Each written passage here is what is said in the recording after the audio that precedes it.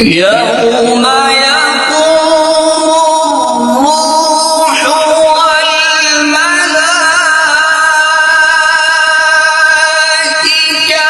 صفا لا يتكلمون إلا من أذن له الرحمن وقال صوابا.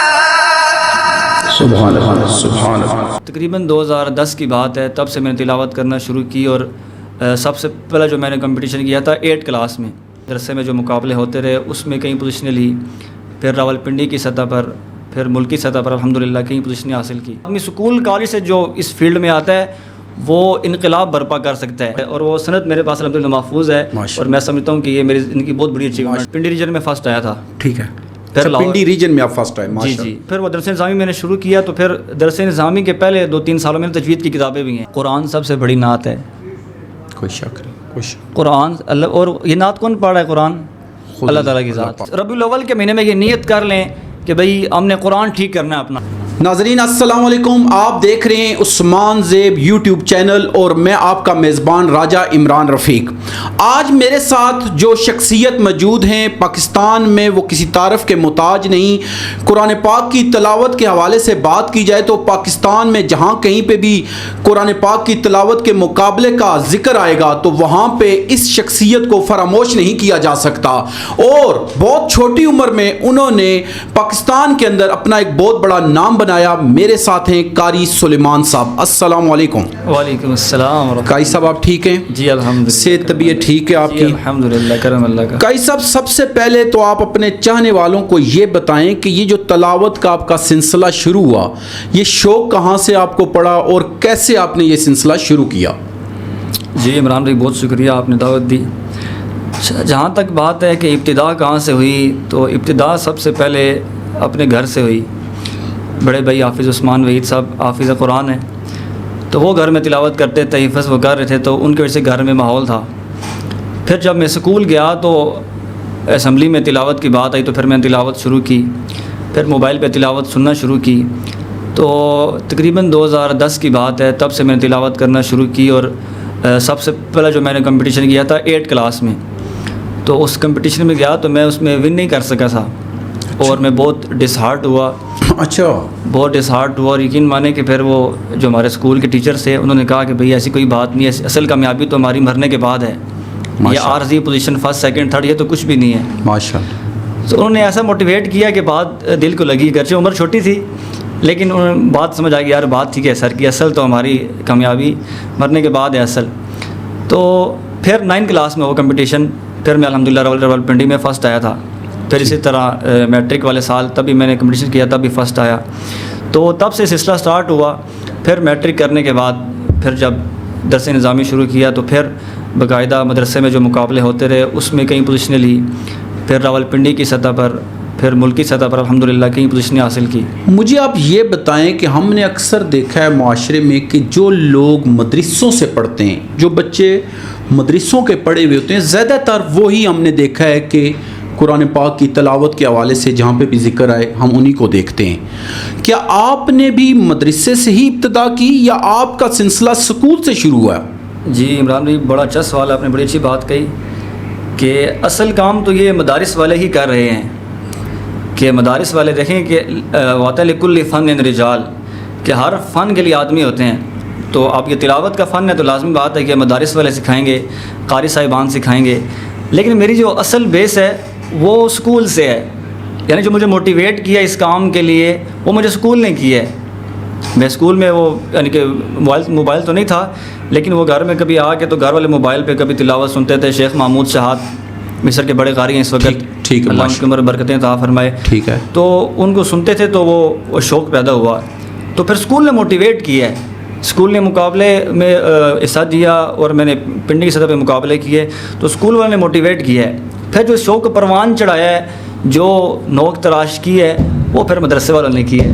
یعنی کہ یہ جو ہم شروع سے سنتے آ رہے ہیں کہ یار اسکولوں میں تو دینی ماحول ہوتا ہی نہیں ہے, وہ صرف مدرسے میں ہو, تو یہ جو آپ کی بات ہے اس میں اس سے اور وہ والی بات اس میں دونوں میں تضاد آ جاتا ہے. جی جی ہاں بالکل تضاد ہے, بلکہ یہ بات غلط ہے کہ صرف اسکول میں, حالانکہ اسکول میں پہلے بھی اور اب تو مزید لوگ دین کی طرف رجحان کر رہے ہیں, باقاعدہ اسلامیات کے اور قرآن کے ناظرے کے تجوید کے پیریڈز ہیں, تو اسکول میں ٹیلنٹ موجود ہے عمران بھائی, اسکول میں ٹیلنٹ موجود ہے, صرف ان کو پالش کرنے کی ضرورت ہے. اگر ہم یہ کہتے ہیں کہ بھائی یہ اسکول کا بچہ ہے, یہ تو بگڑا ہوا ہے, اس کو ہم یہ مدرسے آتا نہیں ہے, نہیں, ہم نے پکڑ پکڑ کے لانا ہے اور اس کو تیار کرنا ہے. اور جو آدمی اسکول کالج سے جو اس فیلڈ میں آتا ہے وہ انقلاب برپا کر سکتا ہے. اچھا, چاہے وہ تلاوت کی فیلڈ ہو, چاہے وہ کسی بھی دین کے شعبے میں, وہ انقلاب برپا کر سکتا ہے جو آدمی اسکول کالج سے اور کر آتا ہے, کیونکہ اس نے وہ لائف دیکھی ہوتی ہے, اس نے وہ زندگی دیکھی ہے, اس نے وہ کلچر دیکھا. پھر جب وہ اس طرف وہ آیا تو وہ اپنی مرضی سے آیا ہے. تو انسان جب اپنی مرضی سے اپنے شوق سے آتا ہے تو اس کا پھر پروان بہت اونچی جاتی ہے. کوئی شک نہیں. اچھا مجھے آپ ایک بات بتائیں کہ یہ جو تلاوت کا شعبہ ہوتا ہے اس میں باقاعدہ کوئی سند کا ہوتا ہے کہ سند دی جاتی ہے, اور اگر دی جاتی ہے تو آپ کو بھی کوئی سند ملی ہوئی ہے, اور کون سی ایسی سند ہے جس پہ آپ کہہ سکتے ہیں کہ جی یہ سند میرے پاس بڑی خصوصی سند ہے؟ ماشاء اللہ, بڑی اچھی بات. کہ اصل جو ہمارا جو خاص طور پہ جو مدارس کا نظام ہے, چاہے وہ تلاوت قرات کا ہو, چاہے وہ درس نظامی ہم جو حدیث پڑھتے ہیں ان کے سند کا معاملہ ہو, یہ جو سند کا معاملہ ہے یہ باقی جو دنیاوی علوم ہے یہ سند کے حوالے سے ممتاز ہو جاتا ہے. کیونکہ ہمارا دین یہ ایسی, اس کی سب سے بڑی سند یہ ہے کہ میری سند میرے استاد مولانا یوسف خان صاحب فضل الرحیم صاحب, ٹھیک ہے, ان کے استاد مولانا ادریس کاندولی صاحب, چلتے چلتے یہ سلسلہ نبی صلی اللہ علیہ وسلم تک جاتا ہے. سبحان اللہ. یعنی کہ ہم جب جامعہ اشرفیہ سے فراغت ہوئی تو ہمیں باقاعدہ وہ سند دی گئی. اچھا, یعنی 27-28 واسطے بنتے ہیں, یعنی کہ میرے استاد وہ, ان کے استاد, وہ سلسلے ملتے سلسلہ. جی, تو تجوید کا سلسلہ بھی ایسا ہی ہے کہ ہمارے مدارس میں جب 2 سالہ 1 سالہ تجوید پڑھائی جاتی ہے تو آخر میں وہ سند دی جاتی ہے. ٹھیک ہے, اب اللہ کے فضل سے میری ایک یہ خاصیت ہے کہ میں نے باقاعدہ مدرسے میں 2 سال تجوید تو نہیں پڑھی, لیکن جب وہ درس نظامی کے ساتھ تجوید پڑھی تو گزشتہ سال میں عمرے پہ جانا ہوا.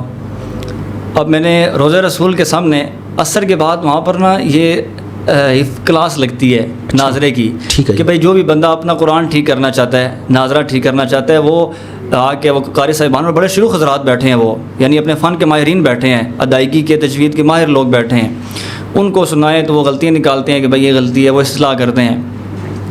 وہ اب جو سند دیتے ہیں وہ ہر کسی کو نہیں دیتے. اچھا, اب ہمارا وہ مدینہ میں 7 دن کا تھا وہ, اب میں پہلے دن تو خیر رات تھی گزر گئی, اگلے دن جب ہم گئے تو میرا اپنا ذوق شوق ہے کہ بھائی بڑے سے بڑے استاد کو سنایا جائے, اپنی اصلاح کروائی جائے, کیونکہ انسان پوری زندگی سیکھتا رہتا ہے. ماشاءاللہ, بہت بڑی بات. اب میں نے پہلے دن جا کے ان کو سنائی تو وہ نہ صرف سورہ فاتحہ سنتے تھے, سورہ اخلاص, یعنی وہ صورتیں جو نماز میں پڑھی جاتی ہیں تاکہ ان کی نماز کی قرات لوگوں کی ٹھیک ہو جائے. میں جب سورہ فاتحہ سنائی, سورہ اخلاص اور چھوٹی موٹی صورتیں سنائی, اور اللہ کے فضل سے مجھے وہ مقامات کا فن بھی آتا ہے, لہجے کا فن, تو میں نے وہ لہجے پڑھے تو ان کو اندازہ ہو گیا کہ بھائی یہ باقاعدہ یہ پڑھا لکھا آدمی ہے. تو پھر انہوں نے کہا کہ انہوں نے درمیان سے سنا, کہیں سے غیر معروف جگہ سے, کیونکہ کچھ جگہ ایسی ہوتی ہیں جو ہم نے رٹا مارا ہوتا ہے, تو اب انہوں نے غیر معروف جگہ سنی درمیان سے. کبھی کہا کہ کہاں سے پڑھ لو, پھر سورہ ملک سے بھی سنا, اور سنا بھی 1-1.5 رکوع سنا ماشاءاللہ, یعنی کہ 2 لائن سن کے فیصلہ کر لیا, 1-1.5 صفحہ سن کے, اور پھر کہا کہ آپ کی مشاہد قرات اچھی ہے تو آپ یہاں کس لیے آئے؟ میں نے کہا عمرے کے لیے. اور ساتھ انہوں نے یہ بھی کہا کہ آپ عربی ہیں یا اجمی ہیں. ماشاءاللہ, یعنی کہ ان کو شبہ گیا کہ آپ شاید عربی ہوں. ٹھیک ہے, تو میں نے کہا نہیں, میں اجمی ہوں, پاکستانی ہوں, اور مدرسے میں طالب علم ہوں, اور عمرے کے لیے آیا ہوں. تو انہوں نے کہا آپ جتنے دن یہاں تک ہیں, عصر کے بعد ہمارا یہ حلقہ لگتا ہے, تو آپ نے روز جو ہے نا مجھے قرآن سنانا ہے. ماشاءاللہ, آپ جانے سے 1 دن پہلے نا میں آپ کو سند دوں گا, آپ مجھے اپنا نام لکھ کے دے دیں, والد صاحب کا نام, تاریخ پیدائش اور مقام پیدائش یہ لکھ کے دے دیں, تو وہ پھر سند کے اوپر آ جائے گا. تو جانے سے 1 دن پہلے آپ نے مجھے لے کے جانی ہے, لیکن یہ ہے کہ جتنے دن آپ ہیں مجھے آپ نے روز سنانا ہے تاکہ میں تسلی کر لوں. ٹھیک, کہ میں غلط فیصلہ نہ کر لوں. ٹھیک ہے. تو اب انہوں نے 5-6 دن باقاعدہ سنا, اور مختلف جگہ سے سنا, اور میرے ساتھ جو میرے دوست کے والد صاحب تھے, یعنی کہ سرپرست کے طور پہ وہ گئے تھے. ٹھیک ہے. تو ان کو بلایا اور میری حوصلہ افزائی کی کہ بھائی یہ آپ, انہوں نے یہ شو کیا کہ میرا بیٹا ہے نا, ان کو عربی کا مسئلہ تھا, وہ بول نہیں پا رہے تھے, بس کہا کہ بھائی میرا بیٹا ہے یہ. ٹھیک ہے. تو انہوں نے کہا کہ بھائی آپ کا بیٹا بہت قابل ہے, اس کو مزید اس جو ہے نا فیلڈ میں آگے لے کے جائیں. تو اس نے جو ہے نا وہ سند دی مجھے. ماشاءاللہ. اور وہ سند، اس سند کی خاصیت یہ ہے کہ 26-27 واسطوں سے حضور صلی اللہ علیہ وسلم تک وہ سند جاتی ہے، یعنی کہ میں نے ان کو قرآن سنایا، انہوں نے ان کے استاد آگے استادوں کو سناتے سناتے جی اور جو میرے دادا استاد بنتے ہیں وہ مسجد نبوی کے امام ہیں، شیخ علی الحذیفی، سبحان اللہ، ٹھیک ہے، ہمارے ناظرین یہ سب جانتے ہیں جو قرآن حضرات ہیں، وہ شیخ علی الحذیفی بہت پرانے امام ہیں، ابھی سفید داڑھی ہوگی ہے وہ، یعنی کہ میرے دادا استاد وہ بنتے ہیں، سبحان اللہ۔ تو اسی طرح کرتے کرتے یہ سلسلہ نبی صلی اللہ علیہ وسلم تک جانتا ہے، اور وہ سند میرے پاس الحمدللہ محفوظ ہے، اور میں سمجھتا ہوں کہ یہ میری زندگی کی بہت بڑی اچیومنٹ ہے۔ اچھا مجھے یہ بتائیں کہ یہ جو مقابلے ہوتے ہیں آپ کے قرات کے، سب سے پہلا جو آپ نے مقابلے میں حصہ لیا وہ کون سا سال تھا، اور وہ کون سا مقابلہ تھا جس میں آپ نے حصہ لیا ہے؟ مقابلے جو میں نے شروع کیے تھے وہ 2013-14 غالباً، ٹھیک ہے، یعنی کہ اسکول دور سے، ٹھیک ہے، اب یعنی کہ 8, 9, 10 میں وہاں سے، یعنی کہ 9, 10 میں پھر میری پوزیشن بھی آئی تھی، میں ٹھیک ہے، میں جب فرسٹ ٹائم گیا تو میری پوزیشن نہیں آئی، تو میں بڑا وہ آپ کو میں نے بتایا، ٹھیک ہے، تو پھر اس کے بعد میری پوزیشن آنا شروع ہوئی 9 کلاس میں فرسٹ ٹائم، یعنی کہ پنڈی ریجن کا مقابلہ تھا، اور پنڈی ریجن میں FG کے تقریباً 109 کے اس طرح کے لگ بھگ اسکول تھے، ٹھیک ہے، وہ ہر اسکول والے ایک لڑکا بھیجتے تھے مقابلے کے لیے، تو میں پنڈی ریجن میں فرسٹ آیا تھا، ٹھیک ہے، پھر پنڈی ریجن میں آپ فرسٹ آئے، ماشاء اللہ، یہ 2000 یہ 13-14 یا ٹھیک ہے، بات ہوگی، ماشاء اللہ، ٹھیک ہے، ایگزیکٹ سمجھ اچھا پھر آگے؟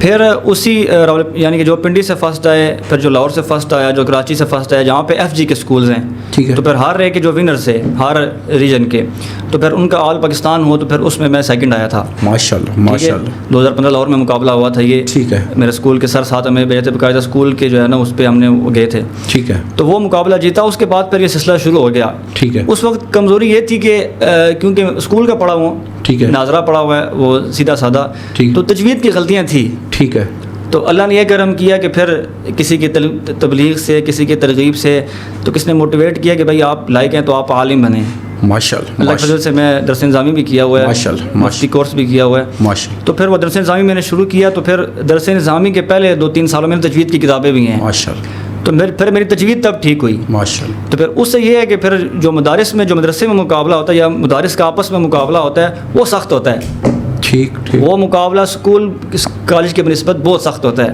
ٹھیک ہے، تو پھر اس سے میری پروان چڑھنا شروع ہوئی، پھر 2019 میں آل پاکستان الامداد ٹرسٹ کے نام سے ایک کوئی ٹرسٹ تھا، انہوں نے آن لائن مقابلہ کروایا تھا، اچھا 2019 میں آل پاکستان، ٹھیک ہے، مقابلہ وہ حیدر میں تھا، ٹھیک ہے، حیدر کا مطلب یہ ہے کہ جو ہم نماز میں قرات پڑھتے ہیں جو جس رفتار سے، اس کو حیدر کہتے ہیں، تراویح والی، ٹھیک ہے، اس کو حیدر، اس میں فرسٹ آیا الحمدللہ، اچھا ماشاء اللہ، ماشاء اللہ، الحمدللہ، اور اس کے بعد پھر 2024 گزشتہ سال اوقاف کے مقابلہ سرکاری، اس میں آل پاکستان، پہلے میں پنڈی میں فرسٹ آیا، یہ تو گورنمنٹ کی طرف سے ہوتا ہے جو اوقاف، ٹھیک، جی ماشاء اللہ، پھر لاہور میں صوبائی تھا، ٹھیک ہے، یعنی کہ پورے صوبے کا، ٹھیک ہے، اس میں پھر میں فرسٹ آیا، اچھا، اور پھر اسلام آباد میں آل پاکستان ہوا، اس میں پھر میں اللہ کے فضل سے سیکنڈ آیا تھا۔ اچھا مجھے ایک بات بتائیں کہ یہ ہم نے دیکھا ہے کہ ہر سال رمضان میں بھی شیخ فیصل مسجد میں جو اچھے قرہ حضرات ہیں ان کو بلایا جاتا ہے، تو کیا آپ بھی جاتے ہیں وہاں پہ یا کبھی آپ گئے وہاں پہ؟ جی الحمدللہ،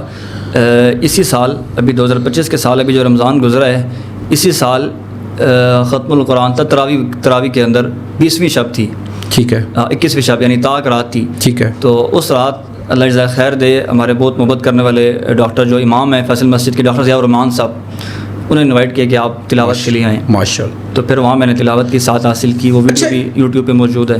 ایک بات تھوڑی سی تلخ ہے کیونکہ لیکن لوگ جاننا چاہتے ہیں، ظاہر سی بات ہے، لوگ آپ کو پتہ ہے کوئی بھی شعبہ ہو نا، لوگ پازیٹیو سوال بھی کرتے ہیں اور نیگیٹو بھی، تو پھر ہمیں پوچھنا پڑتا ہے، یہ جو قرآن پاک تلاوت کا شعبہ ہے، کیا اکثر لوگوں کے ذہن میں ہوتا ہے کہ شاید یہ جو قرہ حضرات ہیں صرف اس لیے اس فیلڈ میں آتے ہیں جی کہ بڑا ان کو پیسہ کمانے کا شوق ہوتا ہے یا یہ پیسہ کمانے کے لیے کرتے ہیں، تو کیا آپ بھی اس چیز کا حصہ ہیں یا جو باقی حضرات ہیں واقعی یہ پیسے کے لیے آتے ہیں یا کیا اس کا سلسلہ ہے؟ جی بڑا اچھا سوال، تلخ سوال تو ہے، لیکن میں نرمی سے بڑا بہترین جواب دوں گا، انشاءاللہ آپ کے ناظرین اس سے بہت مستفید ہوں گے انشاءاللہ۔ دیکھیں جب آدمی ابتدا میں ہوتا ہے، میں ایک مثال دیتا ہوں مولانا طارق جمیل صاحب کی، اس مثال سے پھر میں اپنی بات آگے لے کے جاتا ہوں۔ ٹھیک، اب مولانا طارق جمیل صاحب کو ہم ابھی جانتے ہیں، ان کی شہرت کا لیول کیا ہے، جی پوری دنیا ان کو جانتی ہے، ان کے بیانات، ٹھیک۔ اب کیا جب وہ زمانہ طالب علم میں تھے، جب وہ عالم بن رہے تھے، کیا اس وقت ان کا یہ لیول تھا؟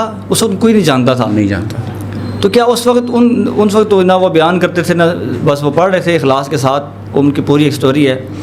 تو اب ان کو پتہ تھا کہ بھائی میں اس لیول تک جاؤں گا.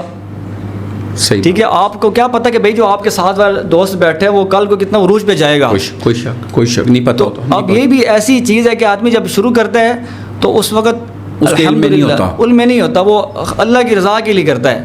ٹھیک ہے، صحیح بات. پھر چلتے چلتے اب جب اللہ تعالیٰ نوازنے پہ آتا ہے، اللہ تعالیٰ وہ فن دے دیتے ہیں، چاہے وہ تلاوت کا فن ہے، چاہے وہ دنیا کوئی بھی فن، آپ چاہے وہ مالدار ہو گیا، اس نے کاروبار میں ترقی کی، تو اب اللہ تعالیٰ نے جب دے دیا اس کو مال، وہ دے دی ہے، اس کو شہرت دے دی، اس کو عزت دے دی ہے، تو اب شیطان بھی تو ساتھ ہے. صحیح بات. فرشتہ تو کوئی بھی نہیں ہے. صحیح بات. ٹھیک ہے، انبیاء علیہ الصلوۃ والسلام معصوم ہیں، ان سے گناہ نہیں ہو سکتا، صحابہ کرام محفوظ ہیں، تو پیچھے میرے اور ہم جیسے لوگ ہیں کہ نہیں. صحیح. تو غلطی ہو سکتی ہے، نیت میں فطور آ سکتا ہے، لیکن میرے بھائی اللہ تعالیٰ یہ نہیں کہتا کہ بھائی 100 نمبر لے کے آؤ. ہاں صحیح بات. صحیح. اللہ بھی کہتے ہیں یار بس پاس ہو جائیں، عقیدہ ٹھیک ہو. تو یہ نیت خراب ہو سکتی ہے. ایسا نہیں ہے کہ اسٹیج پہ پڑھنے والا، بلکہ میں تو کہتا ہوتا ہوں کہ بھائی یہ کیسے ہو سکتا ہے کہ آدمی جو لوگوں کے سامنے بیٹھ کے تلاوت کر رہا ہے اور وہ یہ کہہ رہا ہے کہ میں 100% اللہ کے لیے کر رہا ہوں. ایسا تو نہیں ہو سکتا. جو آپ کو سننے آیا ہے وہ تو 100% گارنٹی ہے کہ وہ اللہ کی رضا کے لیے آیا ہے، کیونکہ اسے کوئی دیکھنے نہیں آیا. صحیح بات. تو آپ کے ذہن میں یہ ہے کہ بھائی مجھے لوگ سننے آ رہے ہیں، آپ لوگوں کو تلاوت سنانی ہے، تو آپ 100% دعویٰ تو کر ہی نہیں سکتے.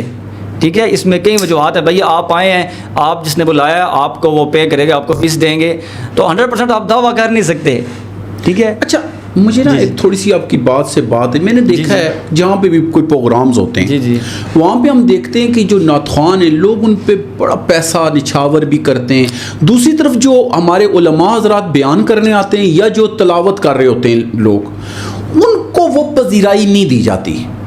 اس کی کیا وجہ ہے؟ یہ کوئی آپ ہمیں بتا سکتے ہیں اس کی کیا وجہ؟ کیونکہ میں نے دیکھا ہے ایک بندہ نعت پڑھتا ہے، شاید ہو سکتا ہے لوگ اس پہ ہزاروں لاکھوں روپیہ بھی پھینک دیں، وہیں پہ بیان کرنے والے علماء آتے ہیں، بڑے بڑے علماء، ان کو نہیں پیسے دیے جاتے یا پیسوں کا نہ ہی تلاوت والوں کو. تو یہ میں نے دیکھا یہ بڑا ایک یعنی کہ لوگوں کے ذہن میں بھی یہ سوال ہوتا ہے. تو اس حوالے سے کیا کہیں گے آپ؟ بس یہ قرب قیامت کا دور ہے، اور ہمارے اس دور میں کہ بھئی وہ آدمی جو ہے نا کس کے سر کتنے پیارے ہیں، علم کی قدر نہیں ہے. اور حدیث شریف میں آتا ہے کہ قرب قیامت میں علم اٹھا لیا جائے گا. تو علم، صحابہ نے سوال کہ علم کیسے اٹھا لیا جائے گا؟ کہ بھئی علم تو ہوگا لیکن علم پڑھانے والے علماء کرام اٹھا لیے جائیں گے.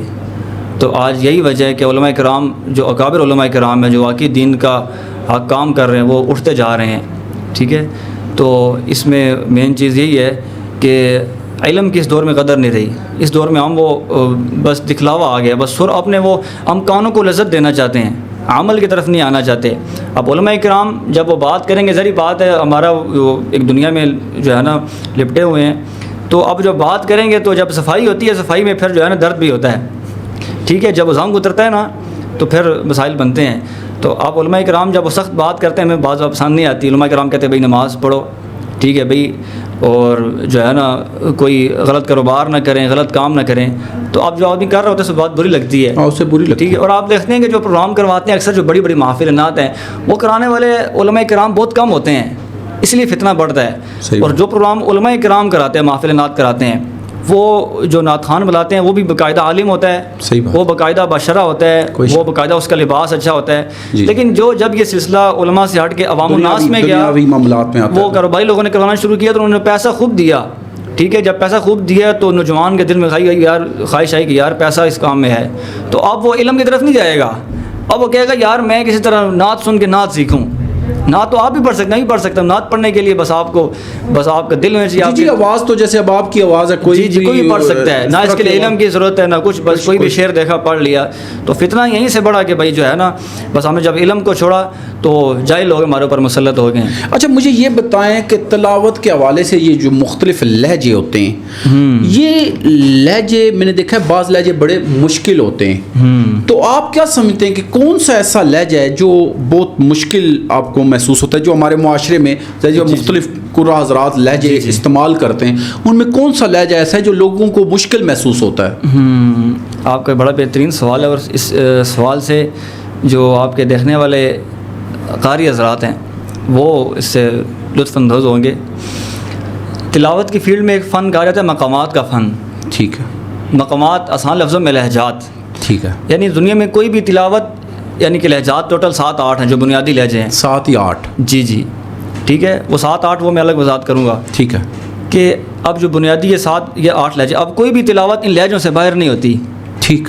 انہی کے اندر ہونی ہے جو بھی ہونی ہے. اب جو عام آدمی وہ تلاوت کر رہا ہے اسے پتہ نہیں ہے.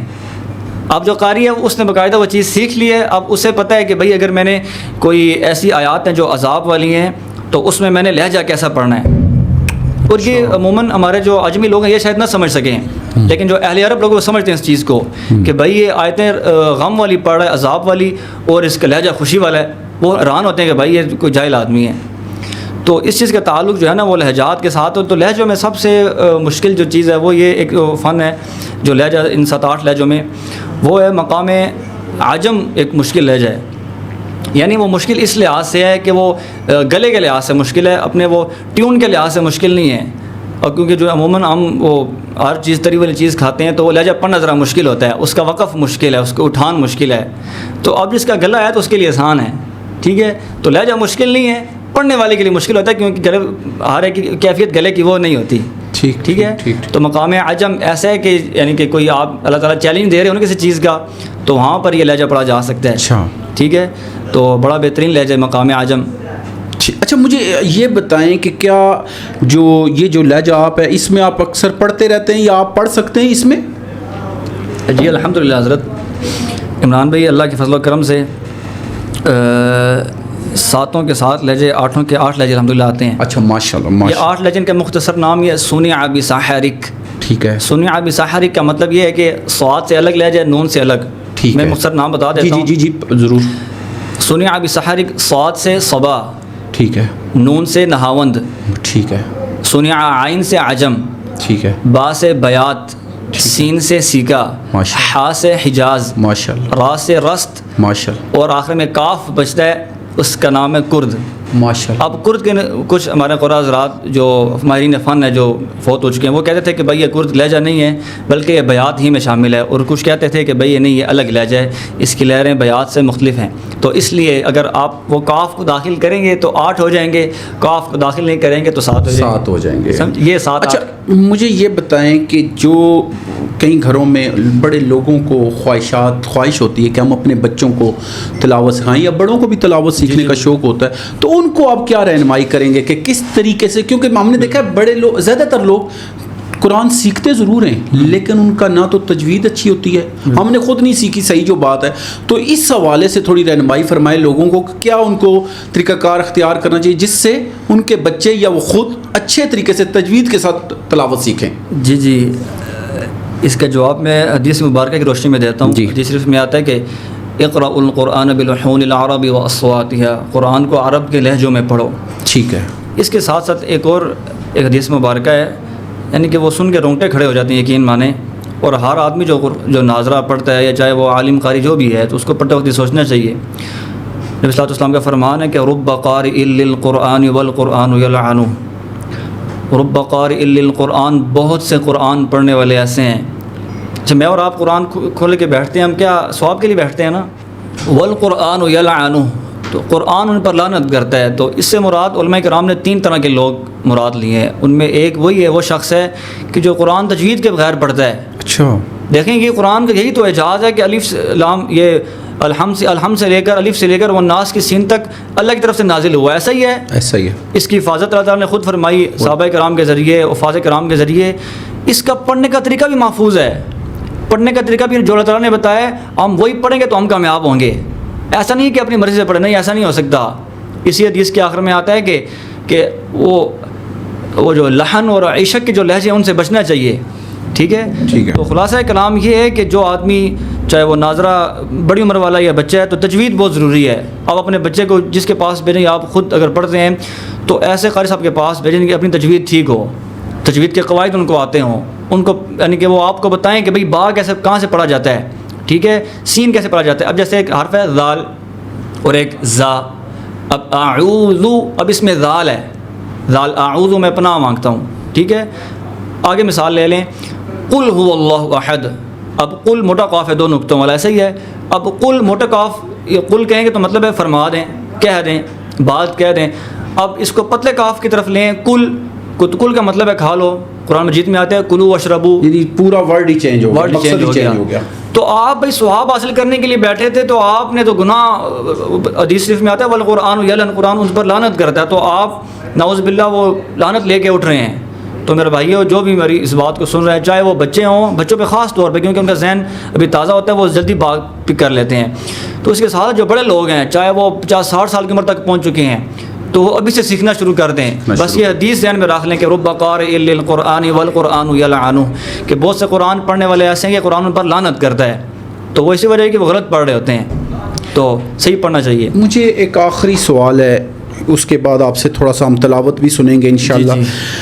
ربیع الاول کا مہینہ ابھی آ رہا ہے، ابھی آمد ہے نبی پاک صلی اللہ علیہ وسلم کے، فرمایا کہ جس مہینے میں مجھے یہ بتائیں اس ربیع الاول کے مہینے کے حوالے سے جو نبی پاک صلی اللہ علیہ وسلم کی تعلیمات ہیں اور جو قرآن پاک ہمیں گائیڈ لائن کرتا ہے، اس حوالے سے آپ کیا کہیں گے کہ کیا ہمیں کرنا چاہیے یا کس طریقے سے ہمیں چلنا چاہیے اس مہینے میں؟ بڑا بہترین سوال. عموماً ہم تو یہ سمجھتے ہیں کہ ربیع الاول تو نبی صلی اللہ علیہ وسلم کا مہینہ ہے، حضور کی آمد کا مہینہ ہے. آمد بھی اور وفات دونوں ایک کے ساتھ ہیں. جی. تو اب جب حضور کا نام آتا ہے تو ہمارے ذہن میں یک دم یہ تصور آتا ہے کہ اب نعت خوانی ہوگی. قرآن سب سے بڑی نعت ہے، کوئی شک نہیں، کوئی شک. قرآن اللہ، اور یہ نعت کون پڑھ رہا ہے؟ قرآن اللہ تعالیٰ کی ذات، اللہ پاک کی ذات پڑھ رہے. تو یہ آپ اندازہ لگا لیں کہ اس مہینے میں ایک یہ نیت کر لیں کہ بھئی ہم نے قرآن ٹھیک کرنا ہے. سبحان اللہ. تو ایسا تو ہو ہی نہیں سکتا کہ بھئی جو آدمی قرآن پڑھ ہو وہ حضور کی تعریف نہ ہو رہی ہو. ٹھیک ہے، وَالضُّحَىٰ وَاللَّيْلِ إِذَا سَجَىٰ، یہ قرآن کی، یہ حضور کی نعت نہیں ہے. سبحان اللہ. ٹھیک ہے، کوئی تو ایسا نہیں ہے کہ بس جو اردو جو ہم شعر پڑھتے ہیں بس وہی نعت ہے، نہیں. یہ ہم جو قرآن پڑھیں بلکہ نبوت کے جو مقاصد ہیں ان میں پہلا مقصد سورہ بقرہ میں آیت ہے اعوذ باللہ من الشیطان الرجیم ربنا وابعث فیہم رسولا منہم یتلو علیہم آیاتک. ابراہیم علیہ السلام دعا کر رہے ہیں، یا اللہ جی میری قوم میں ایک نبی بھیج دے. وہ نبی کیا کرے؟ پہلا کام یتلو علیہم آیاتک، یا اللہ جی صرف تلاوت، جو قرآن سمجھنا ترجمہ وہ تو بعد کی بات ہے. پہلا کام یتلو علیہم آیاتک، کہ یا اللہ جی جو تیری تلاوت، تیری قرآن کی تلاوت تیری امت کو کر کے سنائے. یہ نبوت کا پہلا مقصد ہے. سبحان اللہ. تو اس ربیع الاول کے مہینے میں یہ نیت کر لیں کہ بھئی ہم نے قرآن ٹھیک کرنا ہے، اپنا ناظرہ ٹھیک کرنا ہے. آپ یقین مانیں یہ آدمی کو ایک حسرت ہونی چاہیے اور افسوس ہونا چاہیے کہ بھائی پوری زندگی میری گزر گئی اور میں نے قرآن صحیح نہیں پڑھا. آپ یقین مانیں قرآن صحیح پڑھنا، صحیح سننا یہ بہت بڑی سعادت ہے اس دور میں. کیونکہ ہم عجم لوگ ہیں، تمہارے لیے مشکل ہوتی ہے، ناممکن نہیں ہے. کیونکہ لا یکلف اللہ نفسا الا وسعها، اللہ تعالیٰ جتنی گنجائش ہے اتنی تکلیف دیتے ہیں.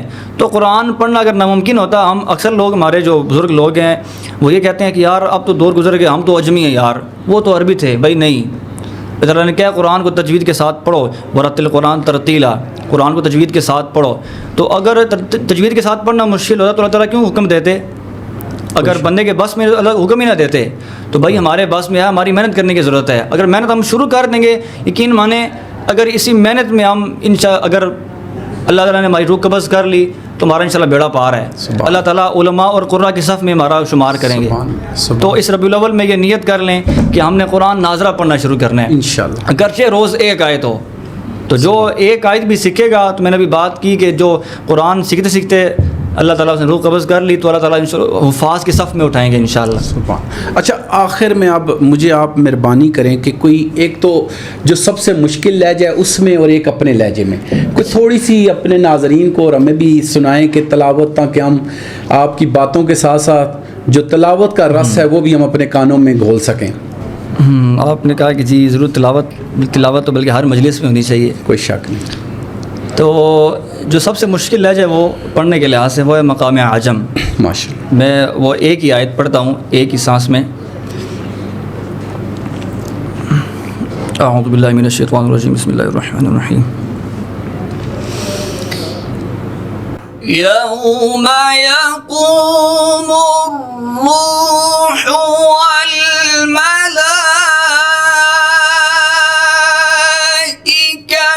صفا لا يتكلمون إلا من أذن له الرحمن وقال صوابا. سبحان اللہ، سبحان اللہ. یہ ایک مشکل لہجہ ہے. سبحان اللہ. یعنی اس کی جو وقف ہوتا ہے وہ مشکل ہوتا ہے. یعنی نیچے آپ آواز کا اپنا وہ لیول نیچے لے کے آتے ہیں پھر دوبارہ اوپر لے کے جاتے ہیں, تو اس حوالے سے یہ مشکل ہے. سبحان. ابھی آپ اپنے لہجے میں بھی ہمیں کچھ سنائیں تاکہ آپ کے ناظرین جو آپ کو دل و جان سے چاہتے ہیں وہ سن سکیں. جزاک اللہ خیرہ. اللہ تعالیٰ آپ کی اس اسٹوڈیو میں برکتیں عطا فرمائے. آپ نے موقع دیا ہمیں. آمین آمین. سورہ رحمان کی کچھ آیتیں میں, کیونکہ عموماً سورہ رحمان نا وہ ہر بندے کو سمجھ آ رہی ہوتی ہے, لیکن پورا قرآن ہی جو ہے نا ہے, لیکن یہ کیونکہ ویسے ہی بڑی قرآن کی خوبصورتی ہے. خوبصورتی ہے. اعوذ باللہ من الشیطان الرجیم. بسم اللہ الرحمن الرحیم. خلق الإنسان من صلصال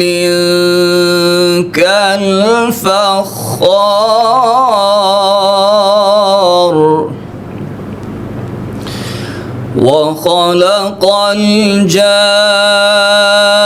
الجان من مارج من نار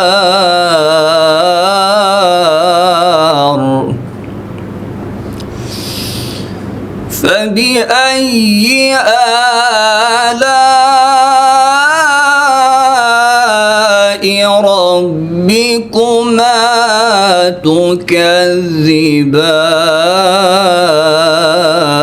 تكذبان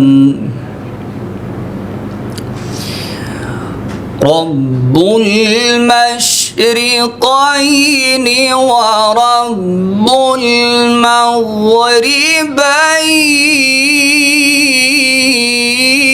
المغربين رب المشرقين ورب المغربين فبأي آلاء ربكما تكذبان مرج البحرين يلتقيان بينهما برزخ لا يبغيان. سبحان اللہ سبحان اللہ سبحان اللہ. فبأي آلاء ربكما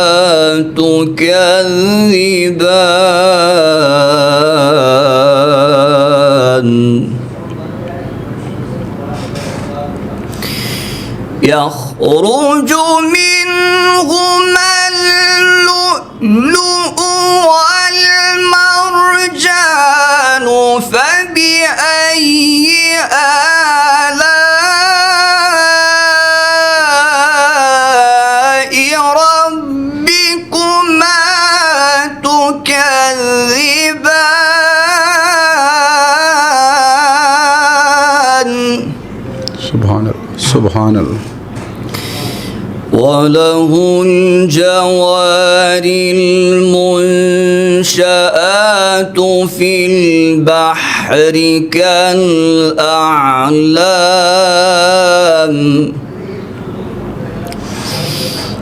وله الجوار المنشآت في البحر كالأعلام فبأي آلاء ربكما تكذبان كل من عليها فان. سبحان اللہ سبحان اللہ. كل من عليها فان ويبقى وجه ربك ذو الجلال والإكرام.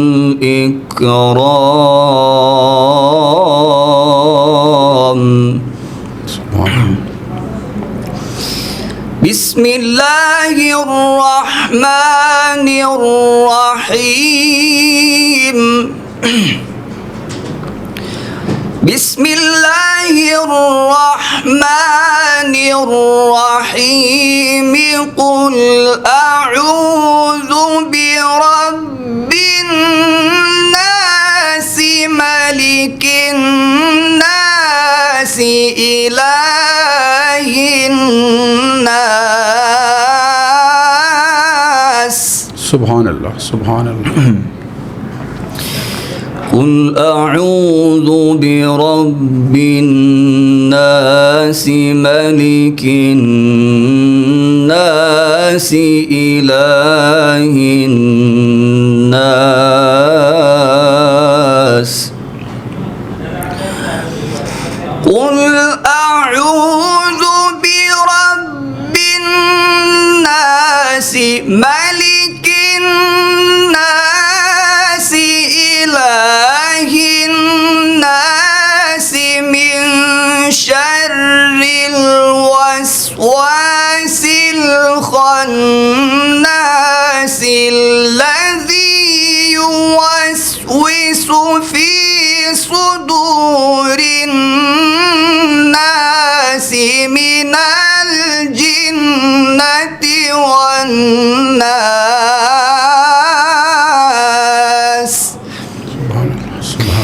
الذي يوسوس في صدور الناس من الجنة والناس. صدق الله العظيم. ماشاءاللہ ماشاءاللہ. یہ تھے جی ہمارے ساتھ جناب قاری سلیمان صاحب، اور آپ نے ان کی باتیں بھی سماعت فرمائی، ان کی تلاوت بھی سماعت فرمائی. وہ لوگ جو آج نئے سرے سے تجوید سیکھنا چاہتے ہیں، تلاوت سیکھنا چاہتے ہیں، اس حوالے سے بھی آپ نے جانا کہ ان کو کیا طریقہ کار اختیار کرنا چاہیے. میں سمجھتا ہوں کہ آپ کو ان کی باتوں سے اور ان کے لہجے سے بہت کچھ سیکھنے کو ملا ہوگا. اس کے ساتھ ہی جی قاری سلیمان صاحب آپ کا بہت شکریہ. اللہ پاک آپ کو اجر عظیم عطا فرمائے. ناظرین، میں امید کرتا ہوں کہ آپ کو قاری سلیمان صاحب کی باتیں، لہجہ، تلاوت بہت پسند آیا ہوگا. پھر انشاءاللہ اجازت چاہتا ہوں. آپ کا میزبان راجہ عمران رفیق، آپ دیکھ رہے ہیں عثمان زیب یوٹیوب چینل. ایک نئی بات کے ساتھ پھر ایک دفعہ حاضر ہوں گے. تب تک کے لیے شکریہ. جزاک اللہ.